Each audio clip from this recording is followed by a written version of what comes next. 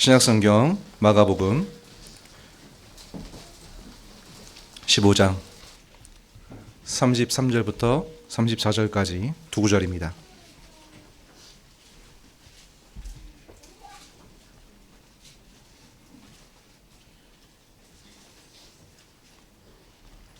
제가 받들어 읽겠습니다. 제6시가 되매 온 땅에 어둠이 임하여 제9시까지 계속하더니 제9시에 예수께서 크게 소리 지르시되 엘리 엘리 라마 사박다니 하시니 이를 번역하면 나의 하나님 어찌하여 나를 버리셨나이까 하는 뜻이라. 아멘.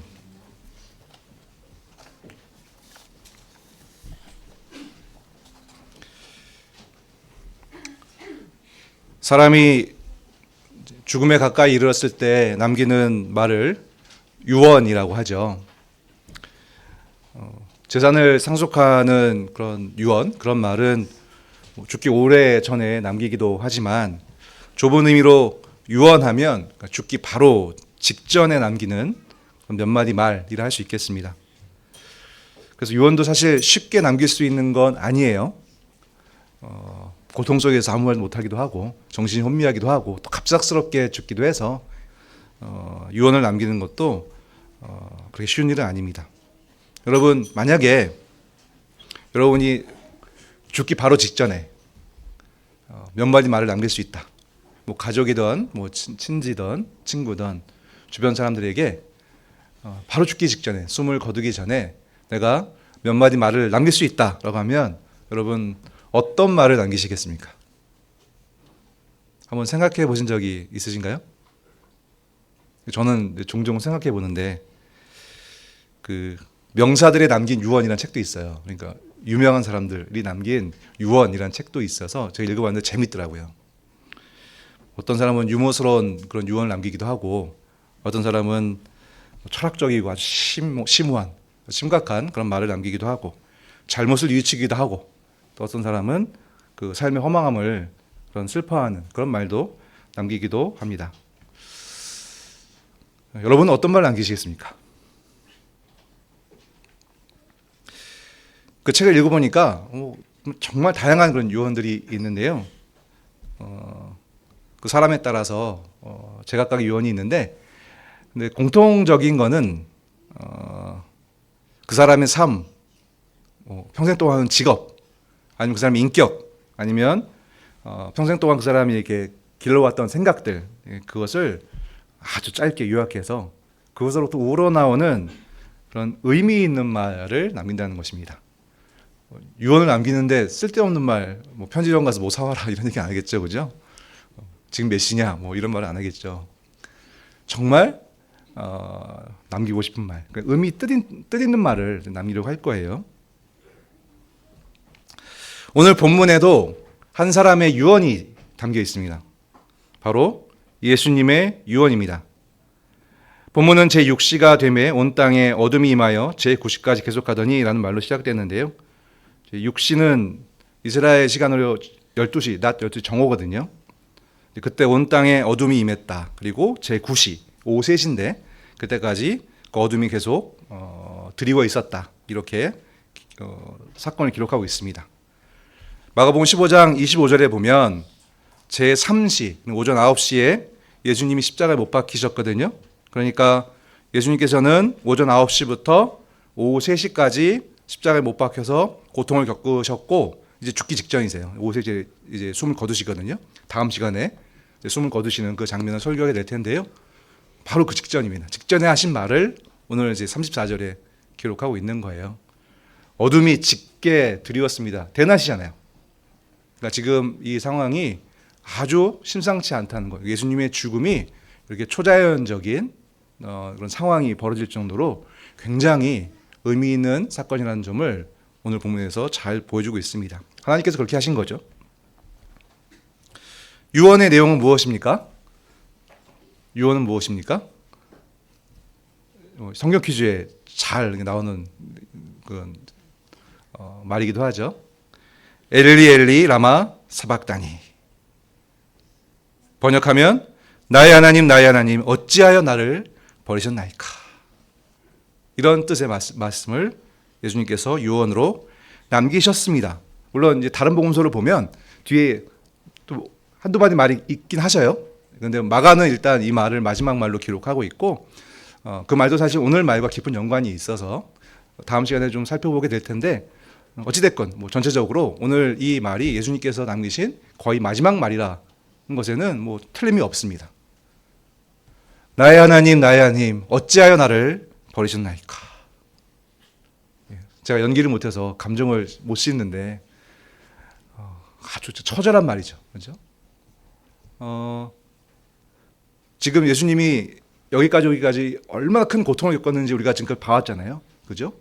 온몸이 찢기고 피를 다 쏟아내고 뼈가 다 부서지고 육신이 정말 말도 할 수 없이 괴로운 상태에 있었습니다. 그런데 사실 몸뿐만이 아니라 마음도 너무나 괴로운 상태에 있었어요. 사람들이 욕하고 비방하고 조롱하고 그런 온갖 말들을 계속 들으시는 그런 상태였습니다. 그 가운데서 정말 탄식처럼 절규처럼 나온 말이에요. 하나님 왜 나를 버리셨습니까? 이 말이 나올 법하지 않습니까? 그렇죠? 특히 그 서양 사회는 지금도 이런 기독교의 문화가 배경이어서 그런 감탄사가 자연스럽잖아요. 오 마이 갓, 그죠? 어려우고 힘들 때, 탄식할 때. 그리고 우리도 마찬가지입니다. 우리도 정말 어려운 상황이 생기면 나도 모르게 감탄사가 이렇게 나오죠. 하나님, 아이고 하나님, 이렇게 되는 거죠. 정말 예수님께서 하실 법한, 자연스럽게 나올 법한 그런 탄성이다라고 할 수 있겠습니다. 그런데 예수님의 말씀은요, 그러니까 고통과 괴로움 속에서 반사적으로 나온 그런 말이 사실은 아닙니다. 또 유언하면 생각을 가지고 하는 말이잖아요. 그죠? 남기고 싶은 말이죠. 아이고 아파, 아이고 하나님, 이건 유언이라고 할 수 없겠죠. 제가 유언이라고 하는 것은 이 말씀을 하신 것이 다분히 의도적인 말씀이어서 그런 거예요. 그러니까 고의적으로 하신 말씀입니다. 그걸 어떻게 할 수 있냐면 마가가 기록한 걸 보면 알 수 있어요. 마가가 이 말만 엘리 엘리 라바 사박다니, 그러니까 그냥 번역하는 말 쓰지 않고 예수님이 한 히브리어, 사실은 정확히 마가복음은 아람어를 쓰고 있는데 그 말을 헬라어 발음으로 쓰고 있는 거예요. 그러니까 이 말이 특별하다라는 것을 지금 마가는 알고 있는 거고요. 왜 이렇게 했냐면 실은 예수님의 이 말이 새롭게 한 그런 말이 아니고요. 이미 이스라엘 사람들은 익히 알고 있는 말이기 때문에 그래요. 이 말을 들으면 누구나 떠올릴 수 있는 말입니다. 어떤 말이냐면 시편 22편의 말이거든요. 엘리 엘리 라마 사박다니라는 이 히브리어 이 말이 정확하게 시편 22편을 시작하는 말입니다. 그리고 준비하다 보니까 그 유대인들이 그 시편의 첫 마디 말을 하는 것은 그 말만 하는 것이 아니라 그 시편 전체를 떠올려 봐라라는 의미에서 대표적으로 첫 마디 말을 한다는 그런 풍습이 있다는 그런 자료도 보았거든요. 그러니까 예수님께서 이 말씀을 하신 것은 내가 지금 남기고 싶은 말이 있는데 그 말이 시편 22편에 담겨 있다라는 뜻이에요. 시편 22편을 보아라. 그 속에 지금 내가 남기고 싶은 말이 있다라는 뜻입니다. 그래서 오늘 시편 22편을 볼 겁니다. 오늘 본문 되게 짧죠. 그래서 머릿속에 기억해 두시고요. 오늘은 시편 22편을 펼쳐 놓으시면 되겠고, 시편 22편을 중심으로 해서 예수님께서 남기고 싶은 말씀을 세 가지로 요약해 보려고 합니다. 첫 번째, 두 번째는 비교적 시편 22편에서 찾기도 쉽고 좀 이해하기도 쉽고 우리에게 적용하기도 쉬운 편인데요. 나머지 세 번째 건 조금 어려워요. 그래서 찬찬히 한번 살펴보려고 합니다. 여러분 시편 22편을 펼치실까요?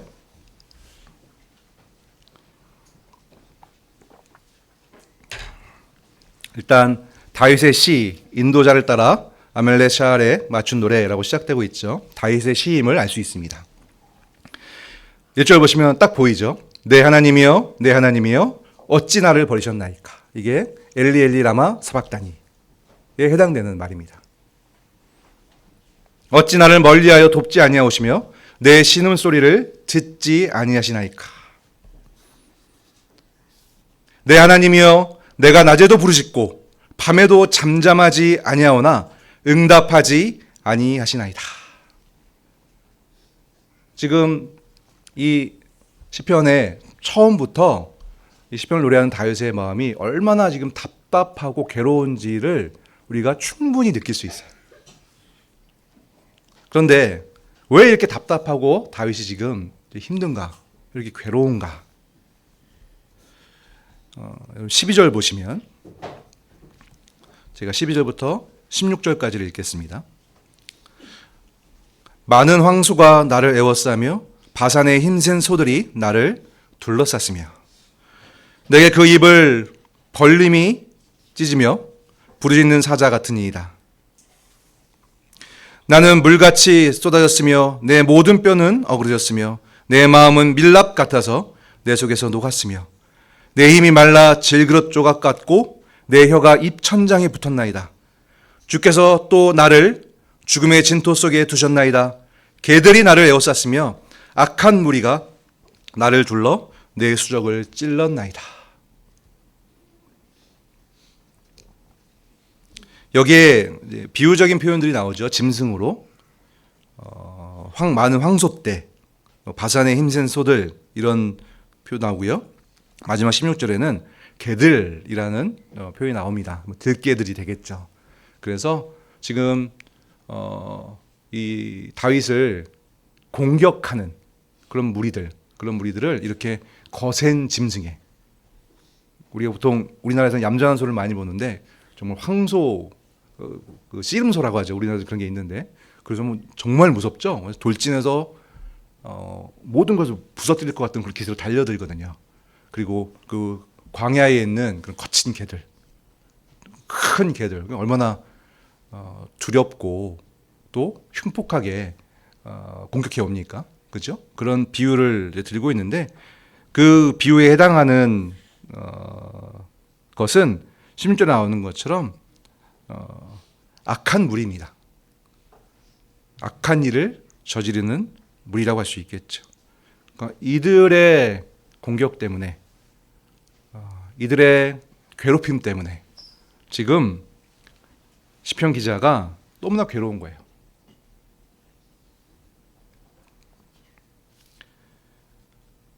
지금 자신의 마음을 표현하는 그런 비유적인 표현들을 보세요. 내가 물같이 쏟아졌다. 내 뼈가 어그러졌다. 실제로 육체가 이 정도로 고통을 겪고 있는지 알기는 어려우나 아마 이어지는 마음 보면 내 마음은 밀랍, 그러니까 촛농, 녹아들고 있는 초 같아서 정말 녹아들고 있다. 정말 마음이 주저앉고 있다. 이렇게 표현하고 있잖아요. 그러니까 이런 대적들의 공격 속에서 지금 이 시편 기자 다윗이 얼마나 그 마음이 힘든지를 시로 노래하고 있다고 볼 수 있겠죠. 그런데 왜 이 시편 기자가 다윗이 정말 힘든가? 이 상황이 해결되지 않는 거예요. 지금 다윗은 누가 보더라도 하나님을 잘 따르고 믿고 하나님을 경외하는 그런 대표적인 사람 아니겠습니까? 그렇죠? 당연히 이럴 때 다윗이 어떠한 자세를 취했겠습니까? 당연히 하나님을 의지했겠죠. 하나님의 도움을 구했겠죠. 그죠? 하나님의 도움을 기다렸겠죠.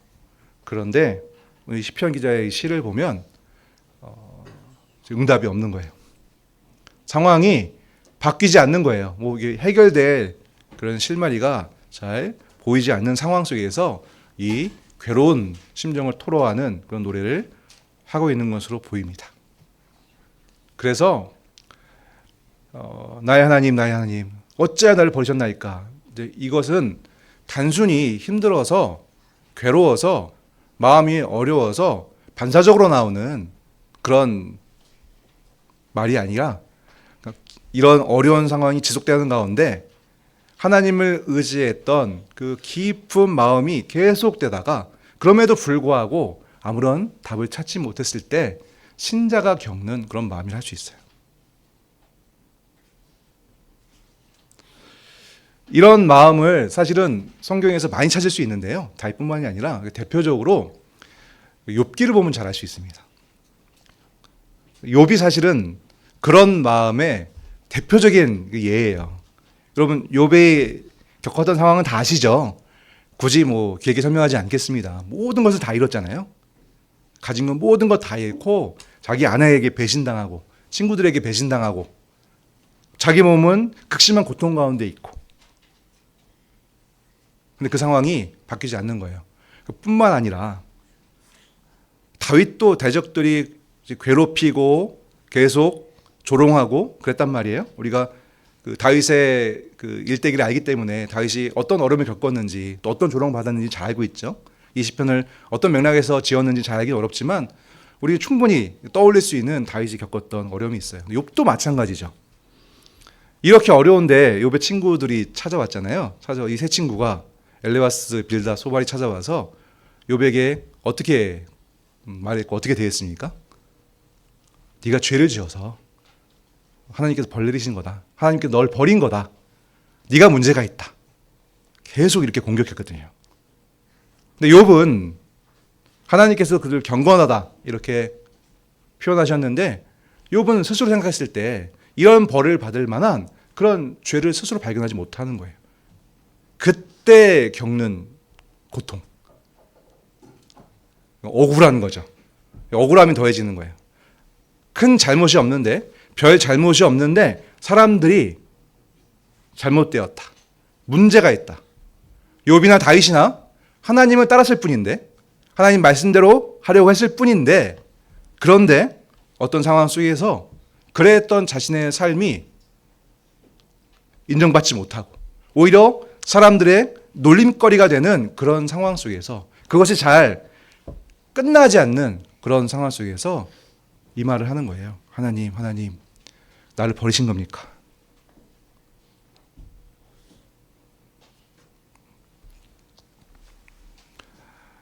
예수님이 이 시편을 참으로 인용할 만합니다. 그렇죠? 우리가 오랜 시간 동안 오늘 예수님께서 십자가 형벌을 받기 전에 재판을 받는 과정을 보았잖아요. 그 재판을 쭉 이 마가복음을 기록한 기자가 계속해서 보여주는데 왜 그런가 했을 때 결론은 뭐냐면 예수님은 아무 죄가 없다예요. 예수님은 의로운 자입니다. 죄가 없는 자였어요. 그런데 사람들이 아무 죄 없는 무고한 예수님을 가두고 채찍질하고 조롱하고 급기야 십자가에 못 박혀 전혀 어울리지 않는 가장 극악한 죄인에게 주는 벌을 내리고 있단 말이에요. 여러분 그런 상황에 처해 있다고 한번 생각을 해보십시오. 어떤 신자가 하나님을 의지하는 자가 하나님 말씀대로 살았는데 하나님 뜻대로 하고자 했는데 그런데 어떤 상황 속에서 사람들이 그를 싫어하고 사람들이 그를 큰 죄가 없음에도 고발하고 공격하고 욕하고 조롱하는 그런 상황에 놓이게 되었다. 그런데 그 상황이 해결되지 않고 계속된다. 그럼 여러분 어떠실 것 같습니까? 당연히 하나님 도대체 어떻게 된 겁니까? 하나님, 제가 하나님께 버림받은 겁니까?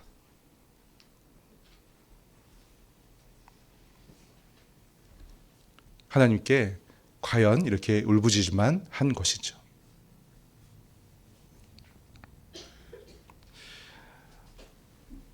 이 예수님의 시편을 인용하는 그런 이유, 이 첫 번째 이유가 우리들에게도 많은 그런 생각을 하게 합니다. 여러분은 어떠십니까?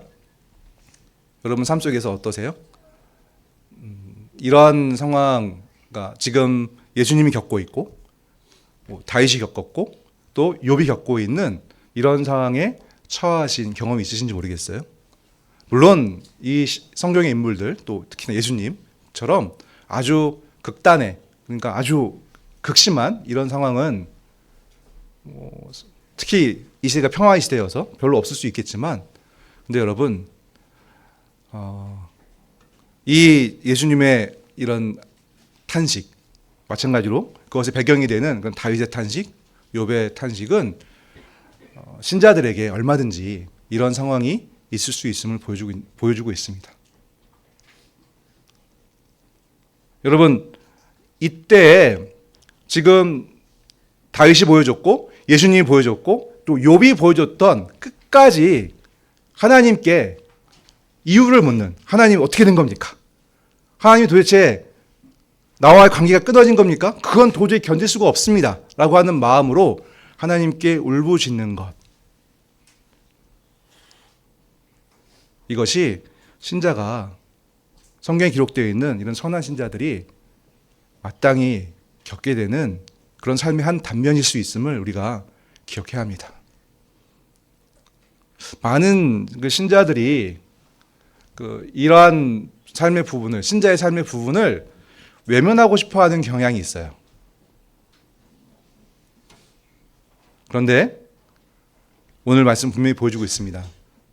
이 시편의 그 내용이 분명히 하나님의 말씀으로서 우리에게 교훈을 주기 위해서 성령께서 남기신 것이라고 한다면, 우리가 이것을 음미해 보도록 주신 말씀이라고 한다면, 이러한 일들이 신자에게 얼마든지 일어날 수 있다는 사실을 우리 잊지 말아야 할 것이고요. 피해서는 안 될 것입니다.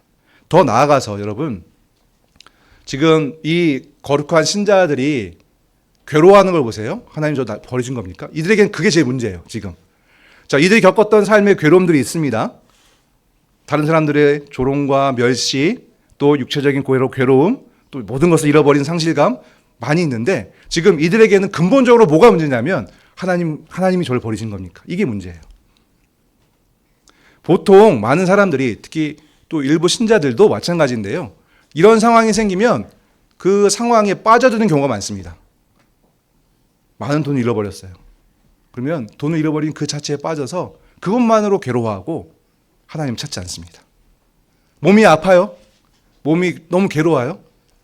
그게 계속 오래되어지면 끝까지 하나님 도대체 어떻게 된 겁니까? 하나님 저에게 어떤 일을 하시려고 하는 것입니까? 하나님 저 버리신 겁니까? 이렇게 하나님께 나가는 게 아니고요, 세속적인 방법을 찾거나 다른 것을 의지하려고 하는 그런 경향을 보이기도 합니다. 여러분 어떠십니까? 이 거룩한 신자들에게서 발견되는 바, 이들에게 있어서 정말 겪기 힘든 고통은 사실 이제 죽음의 직전이잖아요, 그렇죠? 유언이라고 말씀드렸잖아요. 특히 예수님에게 있어서 사실은 더 궁극적인 그런 죽음은 하나님과의 관계가 깨지는 거예요. 하나님께서 자신을 버리는 게 사실은 육신의 죽음보다 더 큰 문제인 거예요. 신자들은 그래야 합니다. 거꾸로 말하면요, 당연히 여러분 사람이 하나님께 창조하셨잖아요. 우리는 그걸 믿습니다. 그죠? 하나님께서 사람과 모든 만물을 다스리는 걸 믿습니다. 그러면 사실은 그 창조자 앞에 사람이 피조물로서 하나님과 관계를 맺고 싶어 하는 것이 너무나 자연스러운 일이에요. 그리고 마치 부모로부터 이런 어린아이가 떨어지면 즉시 죽음을 직감하잖아요. 이런 아기들이 부모를 떨어뜨려서 그냥 어디 홀로 떨어져 있다고 생각해 보세요. 그러면 즉시 우리는 죽음을 생각할 수 있습니다.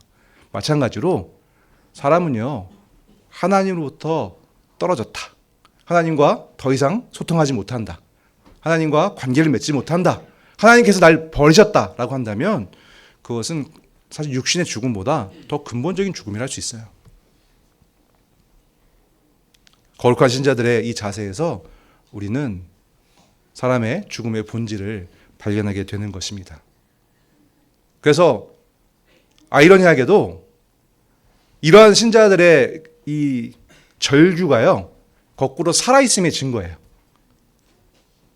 하나님 저를 버리신 겁니까? 라고 하나님께 나아가는 이런 고통 속에서도, 어려움 속에서도 하나님께 나아가는 이런 자세가 사실은 살아있음의 증거입니다.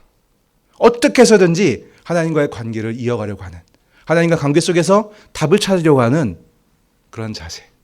그게 사람으로서 살아있다는 증거예요. 여러분, 암에 걸리면 극심한 고통이 잇따릅니다. 그 고통은 말로 할 수 없어서 마약성 진통제로도 잘 안 들어요. 근데 여러분, 정말 그 암이 말기 가잖아요.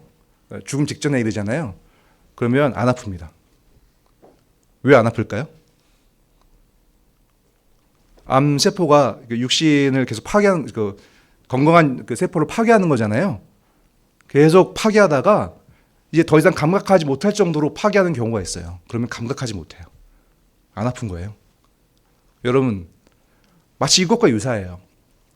사람이 이렇게 어려움 속에서, 고난 속에서, 박해 속에서 특히나 하나님의 뜻대로 하려고 했을 때, 하나님 말씀대로 살아가려고 했을 때, 이런 상황이 생겼을 때 끝까지 하나님을 찾는 것, 하나님 앞에 괴로움을 토로하는 것, 하나님께 끝까지 하나님께 붙들고 하나님 도와달라고, 하나님 나를 버리지 말아달라고 그렇게 나아가는 것.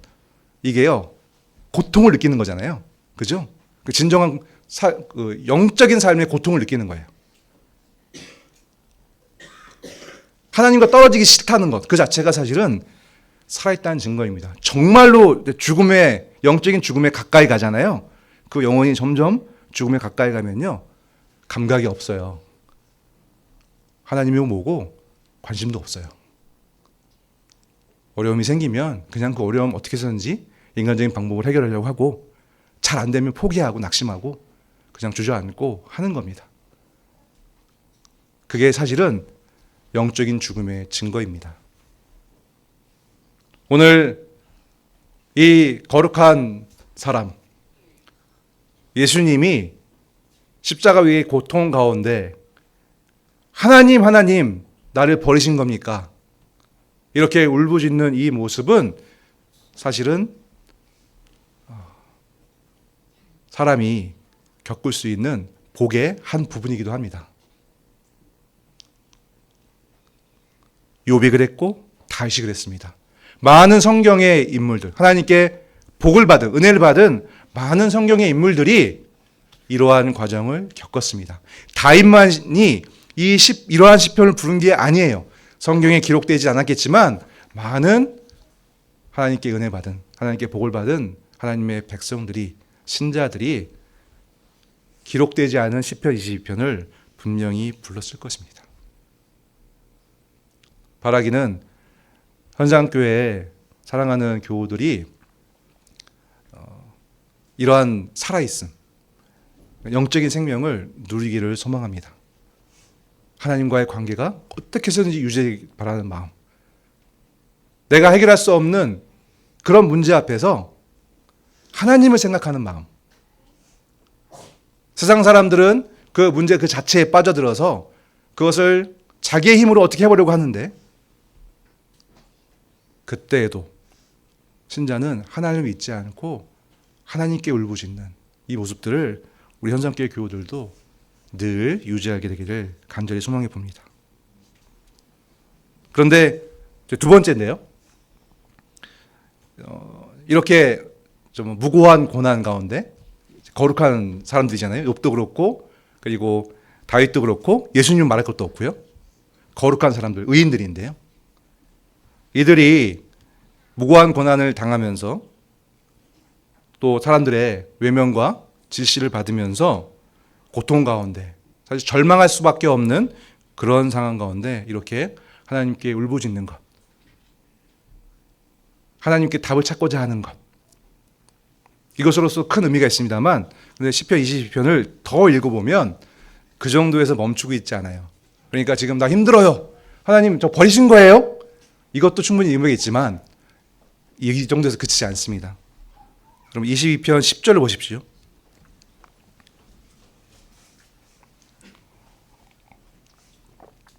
내가 날 때부터 주께 맡긴 바 되었고 모태에서 나올 때부터 주는 나의 하나님이 되셨나이다.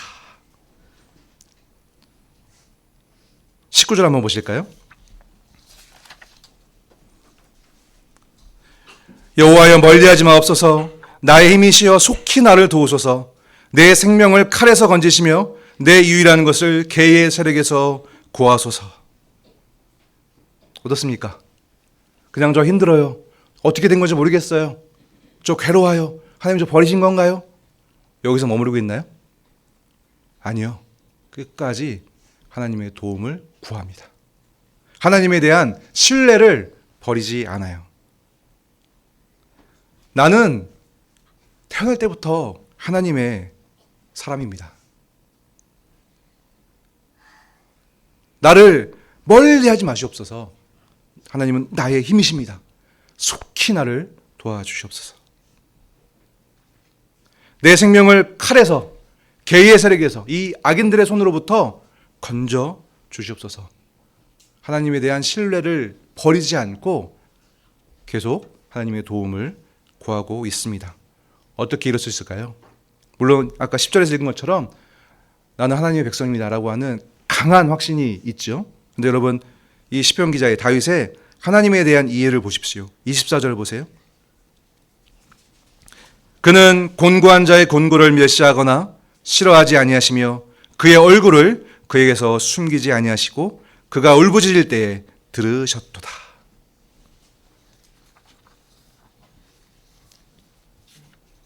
고통받는 자기 백성을 결코 외면하지 않는 하나님을 다윗은 알고 있었습니다. 그의 아픔을 결코 외면하지 않는 하나님을 그는 잘 알고 있었어요. 부르짖는 사람에게 결코 귀를 닫지 않으시고 그것을 들으신 하나님. 지금 이 상황이 해결되지 않은 것 같아서 너무 괴롭고 또 인간적인 한계 속에서 답이 없기 때문에 너무나 괴롭기 때문에 하나님이 마치 나를 떠난 것처럼 그렇게 경험되어지는 그런 상황 속에서도 이 거룩한 사람은 당연히 이러한 이해는 이 시편 말씀뿐만이 아니라 다른 성경에서 다 기록되어 있는 것이죠. 하나님의 말씀을 따라 하나님에 대한 믿음을 버리지 않고 있는 것입니다. 여러분, 이 시편 기자의 확신이, 다윗의 확신이 어느 정도인지 보세요. 이거 사실 시편에 자주 나오는 그런 고백인데요. 21절과 22절 보십시오. 나를 사자의 입에서 구하소서. 주께서 내게 응답하시고 들소의 뿔에서 구원하셨나이다. 내가 주의 이름을 형제에게 선포하고 회중 가운데서 주를 찬송하리이다.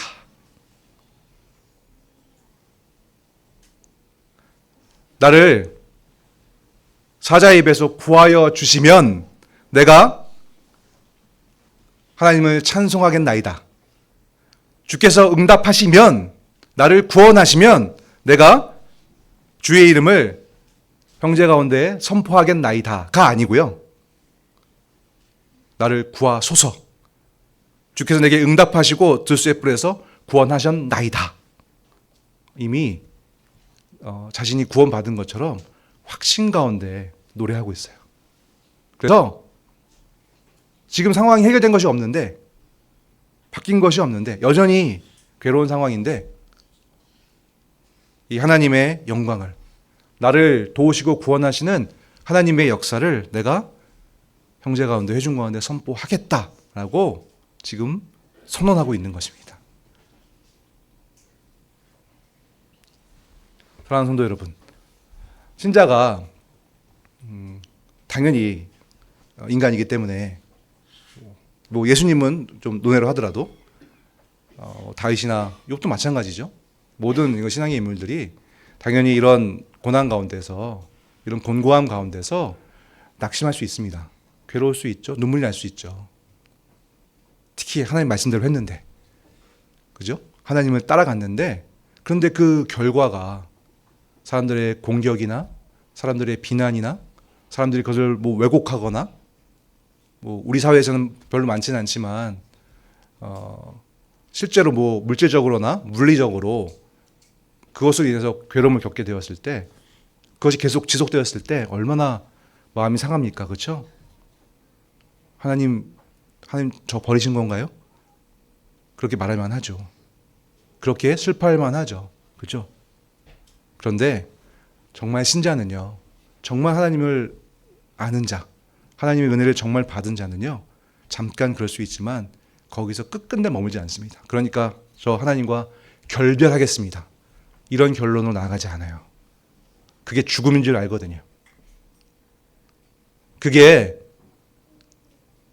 잠깐은 내가 하나님에게 외면받는 것처럼 여겨져서 너무 괴로우니까 하나님 저를 버리셨습니까? 라고 하나님께 슬퍼 절규할 수 있지만 그걸 바라지는 않는 거예요. 하나님을 끝까지 믿고 신뢰하는 것입니다. 주여 주여 나를 어찌하여 버리셨나이까, 이 말에는 이런 하나님에 대한 신뢰도 담겨 있는 거예요. 하나님 저 버리실 리가 없습니다. 근데 하나님 어떻게 된 겁니까?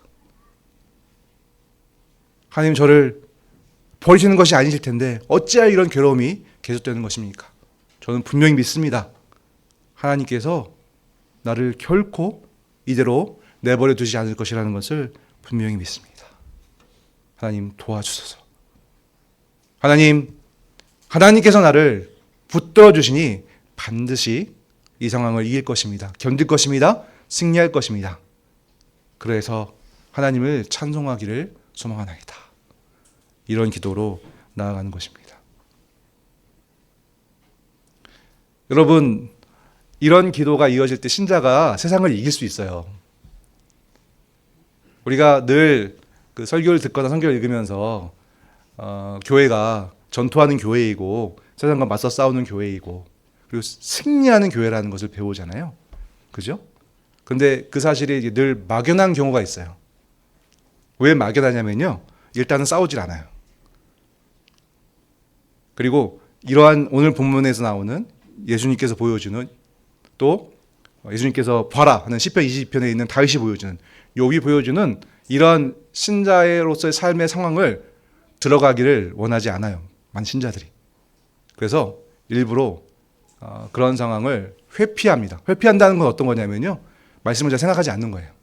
어떤 상황이 생기면 하나님과 관계를 맺지 않아요. 기도하지 않아요. 그러니까 교회 와서는 하나님을 얘기하고 말씀도 듣고 하는데 이제 교회 밖을 나가서 올해부터 삶을 살아갈 때는 전혀 나에게 벌어지는 그 일들은 그냥 일어나는 일이다. 세상 사람들이 생각하는 것처럼 우연이다. 어쩌다 보니 이렇게 됐다. 그렇게만 생각할 뿐이지 내가 겪는 삶의 낱낱의 일들을 하나님과 관계에서 생각하지 않아요. 하나님께서 왜 이렇게 주셨을까? 하나님께서 왜 이런 어려움을 주셨을까? 하나님 왜 이런 일을 벌이고 계실까? 그러니까 싸움터가 없는 거예요, 우선. 그리고 싸움터가 있는 그런 신자들, 그것을 생각하는 신자들 가운데서도 그런 어려움 속에서, 그런 고난 속에서 많이 주저앉습니다. 조금만 힘들면 못하겠다. 조금만 어려우면 더 이상 이거 못하겠다. 교회 안에서 어떤 갈등이 생기면 조금만 힘들면 이 교회 못 있겠습니다. 좀 나가야겠습니다.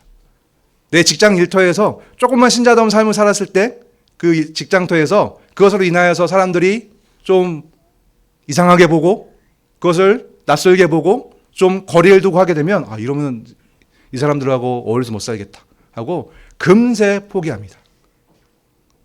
그 어려움은 지속하지 않아요. 하나님 말씀대로 가는 그 일을 끝까지 지속하지 않아요. 그 일을 하면서 하나님께 울부짖어야 되거든요. 하나님 왜 이렇게 안 되는 겁니까? 하나님 말씀대로 하고 있는데 왜 안 됩니까? 이렇게 나아가야 되는데 그러기 전에 먼저 멈춰요. 그것이 반복되면 다시 처음으로 돌아갑니다. 내 삶을 하나님 안에서 생각하는 그 일을 하지 않는 것으로 처음으로 돌아가게 됩니다. 당연히 그러다 보면 이 두 번째 국면, 이 어려운 가운데서도 끝까지 견디며 하나님을 신뢰하며 하나님께서 반드시 승리하게 하실 것입니다 라고 하는 기대를 가지고 끝까지 그 싸움을 유지하는, 말씀대로 살아가는 삶을 유지하는 그 일까지 가는 일은 또 드문 일이 되어버린단 말이죠. 우리가 잘 외우고 있는 말씀이 있죠. 고린도서에 있는 말씀, 하나님께서 사람이 감당할 만한 시험을 주신다고 하잖아요. 그렇죠? 우리는 그 감당할 만한을 늘 낮춰서 생각해요. 근데 여러분, 하나님께서 우리를 높이실 수 있어요. 그 감당할 만한을 하나님께서는 우리의 영적인 유익을 위해서 훨씬 높일 수 있단 말이죠. 거기까지 신뢰를 해야 돼요. 그래서 오늘 예수님께서 지금 불러 일으키고 있는 시편 20편의 내용, 다윗의 말이죠. 예수님께서 이것은 나의 말이다 라고 하시는 건데요. 나의 유언이라는 것인데, 지금 내가 겪고 있는 이 일은 신자들이, 하나님의 백성들이, 거룩한 자들이 마땅히 겪을 수밖에 없는, 겪을 수 있는 그런 상황인데, 이런 어려움 속에서 하나님에 대한 신뢰를 저버리지 않고 있다. 나는 결코 하나님을 의심하고 있지 않다. 나는 끝까지 하나님의 도움을 구하고 있다. 라는 그 마음을 이 짧은 말, 나의 하나님 어찌하여 나를 버리셨나이까 라는 말에 담아두고 계시는 것입니다. 하나님을 너무 사랑하니까, 하나님 너무 의지하니까 하나님 도대체 어떻게 된 겁니까? 라고 말을 하면서도 그 마음에 이어지는 또 똑같은 마음, 그러니까 묶여있는 마음 뭐냐면, 그래도 하나님 해주실 거죠. 믿습니다. 그런 신자다운 마음이 오늘 예수님의 마지막 말씀 가운데 깊게 담겨 있다는 사실을 오늘 우리가 배울 수 있는 것이죠. 그러므로 예수님께서 하나님 어찌 날 버리셨나이까 라는 이 말만 딱 들으면 정말 하나님과 단절된 것만으로 보이잖아요. 그렇죠? 포기하는 것처럼 보이잖아요. 결코 그렇지 않습니다. 지금 보이는 상황은 그러나 예수님은 끝까지 하나님을 의지하는 그 마음을 이어가고 있음을 우리는 분명히 함께 기억해야 할 것입니다. 이제 마지막으로 어려운 세 번째 이제 내용이 남았습니다.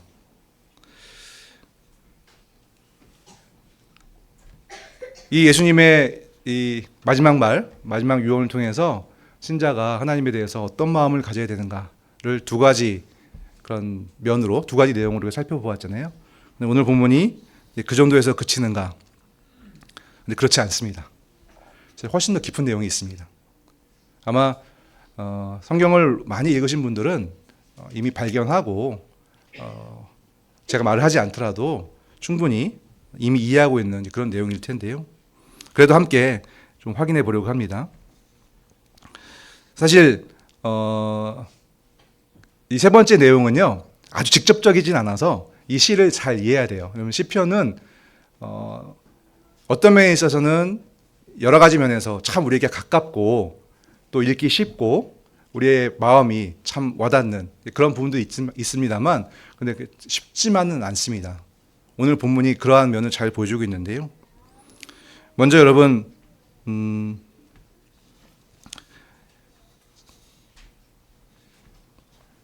26절을 보실까요?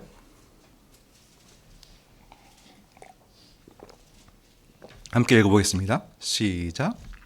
겸손한 자는 먹고 배부를 것이며 여호와를 찾는 그는 찬송할 것이라. 너의 마음은 영원히 살지어다. 다윗의 확신이요, 점점 고양되고 높아지고 있고, 지금 자기의 상황보다 훨씬 더 깊은 그 내용을 바라보고 있어요.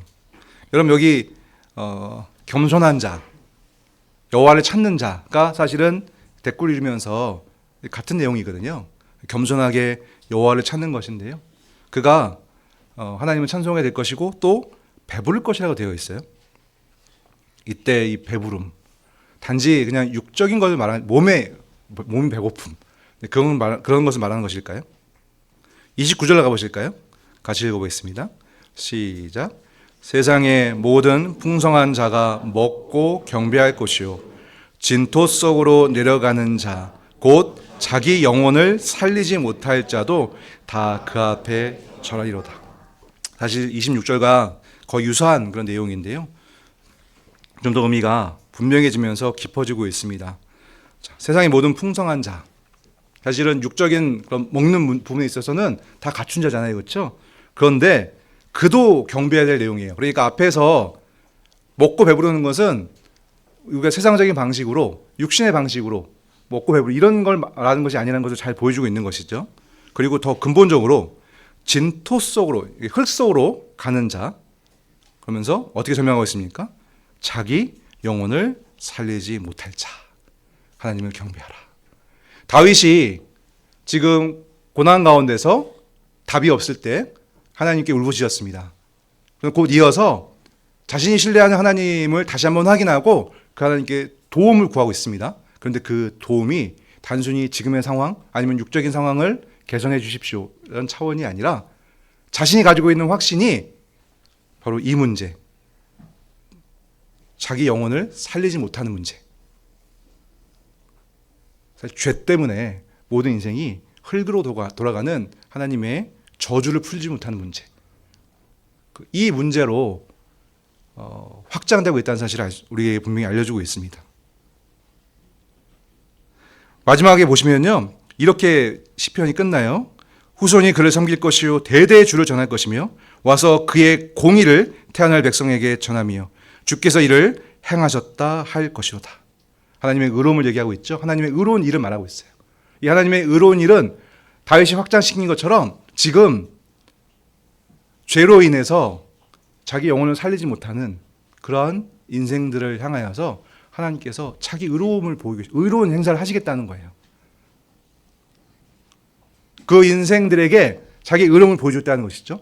그 의로움은 당연히 쉽게 생각할 수 있는 것은 하나님의 공의로운 진도입니다. 벌하시면 되는 거예요. 그렇죠? 그런데 이 시편 기자가 확신하는 것은 무엇입니까? 겸손하면, 하나님께 은혜를 구하면 이 문제, 이 배고픔이 뭔지 아시겠죠? 영혼이 배고픈 거예요. 그러니까 죄로 인해서 자신의 영혼을 살리지 못하는 그 문제가 괴로운 거고요. 당연히 그것 때문에 하나님과의 관계가 깨어지는 것을 두려워하는 그 문제가 지금 배고픔이에요. 이 문제를 하나님께서 겸손한 자에게, 은혜를 구하는 자에게 주시는 의로움을 말하고 있어요. 지금 한 신자가, 다윗이라고 하는 신자가 하나님께 끝까지 도움을 구하는, 고난 가운데서 하나님의 은혜를 구하는 이런 상황이 의미 있게 되는 더 근본적인 얘기를 하고 있는 것입니다. 여러분, 하나님이 그냥 우리 편입니까? 제 말이 좀 어폐가 있는데, 여러분, 하나님이 우리가 무슨 짓을 하든 우리 편이십니까? 지금 다윗이 그런 마음으로 하나님께 도움을 구하고 있나요? 지금 다윗이 말하는 대적은 어떤 대적일까요?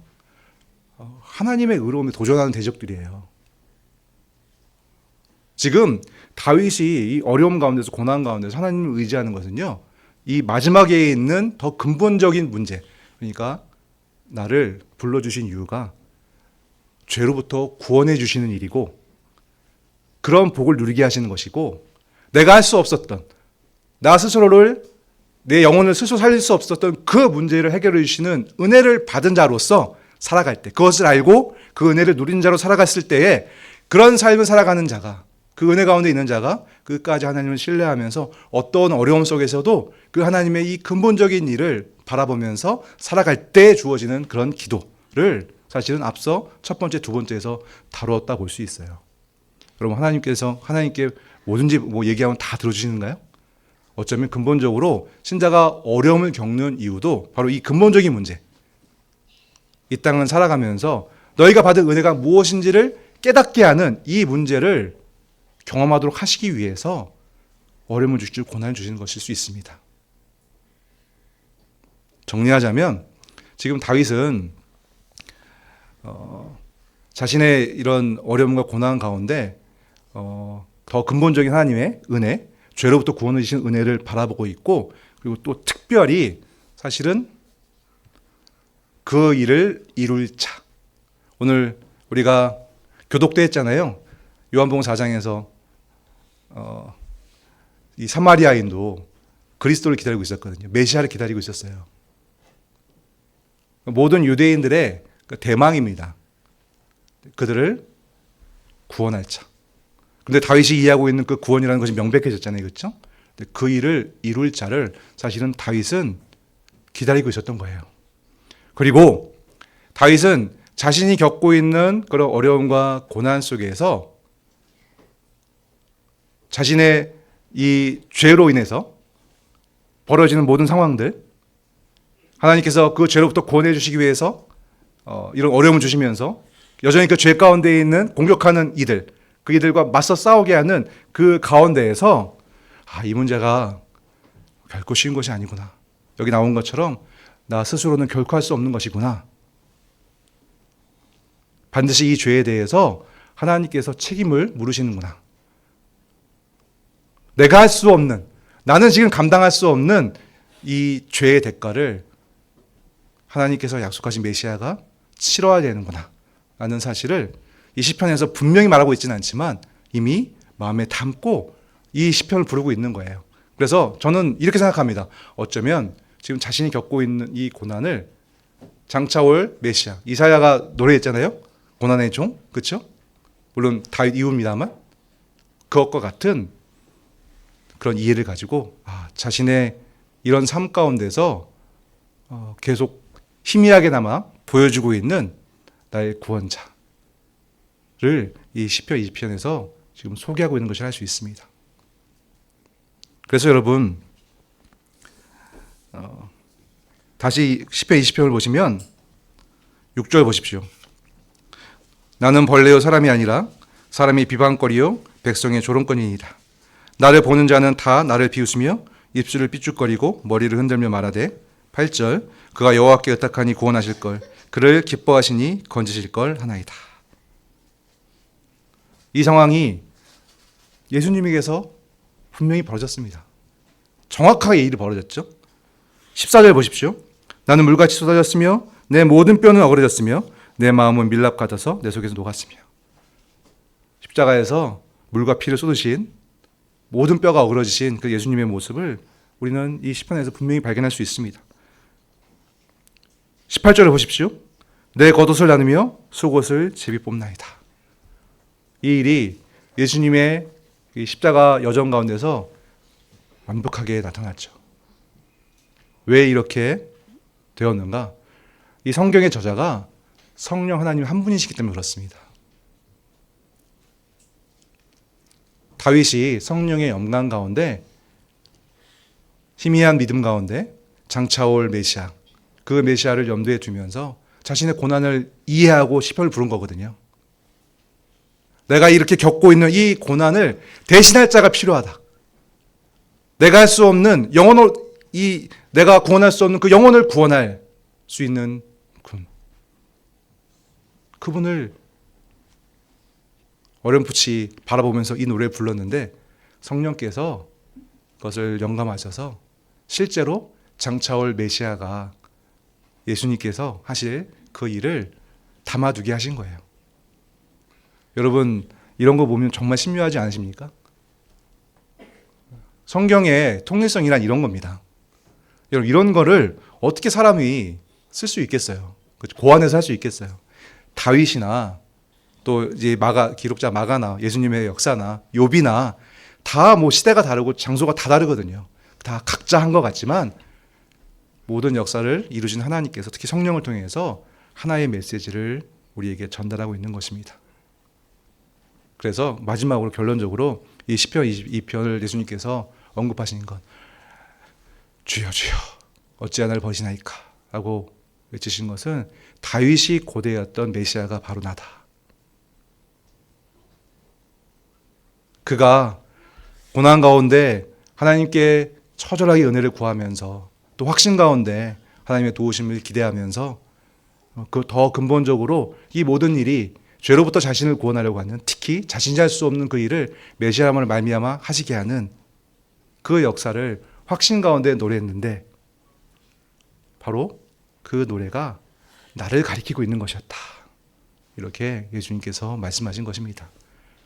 한마디로 말하면 내가 그리스도다. 앞에 재판에서요, 예수님께서 재판을 받으실 때마다 아무 말도 하지 않으셨습니다. 그러나 대제사장이 당신이 그리스도요? 라고 했을 때는 내가 그다 라고 대답했습니다. 빌라도도 마찬가지죠. 모든 고발에 예수님은 단 한마디 말씀도 없었지만 빌라도가 당신이 그리스도 유대인의 왕이요? 라고 물었을 때 내가 그다 라고 대답했습니다. 그리고 이제 죽음을 앞두고 마지막 말, 그냥 고통에서 나오는 무의식의 말이 아니라 충분히 의도를 가지고 하신 이 말씀 가운데서 나는 참 신자의 원형이요, 다윗이 미리 모형으로 보여줬던 참심자의 원형이요, 모든 사람들의 죄의 문제를 고난 가운데 해결하는 유일한 그리스도다, 메시아다, 이렇게 말씀하신 것입니다. 오늘 이 사건 현장에서 대부분의 사람들은 이 사실을 깨닫지 못했습니다. 그러나 그 후에 많은 사람들이 부활 후죠, 이 사실을 깨닫고 마가도 이 사실을 매우 중요하게 다루며 기록하고 있는 거예요. 엘리 엘리 라마 사박단이라고 하는 이 말을 시편을 분명하게 끌어들이도록 이렇게 음역을 하면서 과연 그렇다, 내가 보았는 이 예수님이, 이 지금 십자가에서 고난당하고 죽음을 앞두고 있는 예수님, 이 예수님이 말씀하신 이 말이 예수님이 그리스도라고 하는 확실한 증거다라고 지금 증언하고 있는 것입니다. 여러분 그걸 믿으십니까? 신자는 성령께서 이런 믿음을 갖게 하십니다.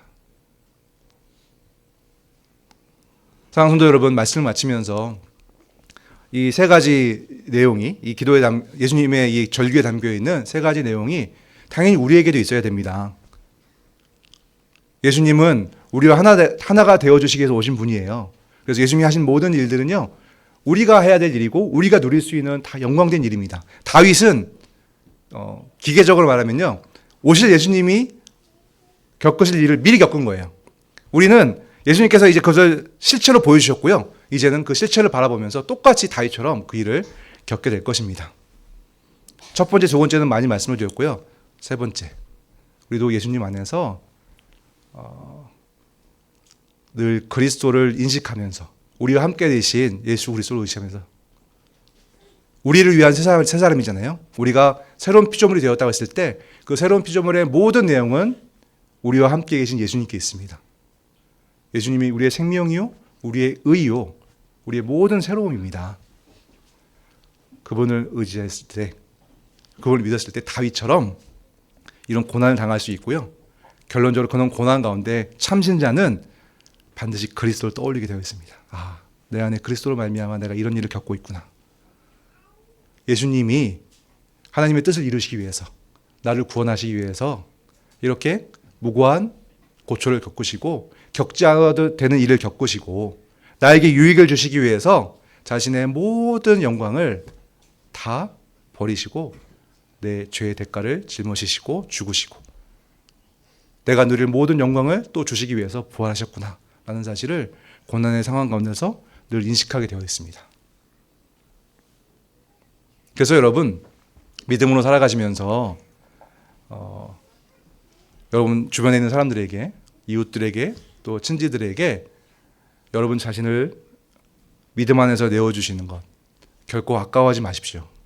그게 여러분을 부르신 궁극적인 목적이기도 합니다. 하나님은 사랑이시고요, 그 사랑은 그리스도로 나타났거든요. 여러분이 그리스도로 말미암아 예수님처럼 이렇게 자신 때문이 아니라 하나님의 사랑을 드러내기 위해서, 하나님의 영광을 드러내기 위해서, 다른 사람의 유익을 위해서 여러분 자신을 내어주는, 때로는 되지 않은 그런 고난을 당하는 그런 상황에 겪게 되었을 때 여러분 찬송하십시오. 그 어려움이 너무나 힘들어서 하나님께 울부짖을 수 있고 하나님께 눈물로 나아갈 수 있습니다. 그러나 참신자들은 끝까지 하나님에 대한 신뢰를 저버리지 않고 자신 안에 있는 그리스도를 발견하며 다윗처럼 마지막 그 결론, 하나님께서 나를 내가 할 수 없는 그 일, 내가 스스로 살릴 수 없는 그 영혼을 하나님께서 그리스도로 말미암아 구원해 주시는구나. 내가 겪는 고난이, 내가 겪고 있는 이 어려움이 그가 겪을 고난과 일치하는구나. 우리는 거꾸로죠. 내가 겪고 있는 이 고난이 예수님이 겪으셨던 그 고난을 내가 겪고 있는 것이구나. 남은 고난을 내가 받고 있는 것이구나 라고 하는 세상 사람들은 이해할 수 없는 그런 깨달음을 갖게 되는 것입니다.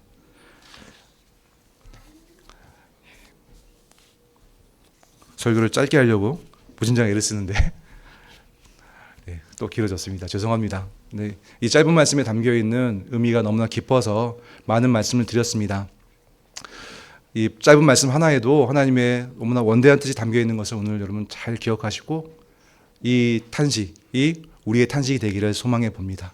우리도 주님이 하셨던 것처럼 하나님 어찌하여 나를 버리시나이까 라는 그런 상황 속에서 끝까지 하나님에 대한 신뢰를 잃지 않고 내 안에 그리스도를 발견하고 오히려 이것이 나에게 영적으로 유익이요 살아있다는 증거다라는 확신 가운데 끝까지 인내하며 그 거룩한 삶을, 세상과 싸우는 삶을, 하나님의 의를 그리스도 안에서 드러내는 삶을 거두지 않는, 끝까지 유지하는 우리가 되기를 소망해 봅니다. 기도하겠습니다. 하나님 아버지, 주님께서 엘리 엘리 라마 사박다니라고 말씀하셨을 때 시편 22편 전체의 내용을 마지막 말씀으로 남긴 것을 오늘 우리가 깨달았습니다. 늘 우리가 그냥 고통의 외침이었구나라고 생각했었던 그 말씀 속에 얼마나 깊은 의미가 있는지를 우리가 생각해 볼 때 하나님의 말씀을 우리가 너무나 가볍게 여긴 것은 아닌가라고 하는 그런 두려운 마음도 듭니다. 오늘 주신 그 말씀을 가슴 깊이 새기고 나에게도 욥처럼 다윗처럼 예수님처럼 얼마든지 이러한 탄식을 외칠 수 있는 상황이 올 수 있다는 것을 기억하고 늘 하나님 말씀으로 무장하고 날마다 하나님의 은혜를 구하는 삶을, 기도하는 삶을 멈추지 않으로 말미암아 정작 이 상황이 닥쳤을 때에 물러서거나 잠깐 하다가 말거나 주저앉거나 하는 것이 아니라 주님처럼 다윗처럼 욥처럼 끝까지 믿음으로 그리스도 안에서 어찌하여 나를 버리셨나이까 라는 외치는 이 삶을 끝까지 유지하는 우리가 될 수 있도록 하나님 우리를 도와주시옵소서. 예수 그리스도의 이름으로 기도드립니다. 아멘.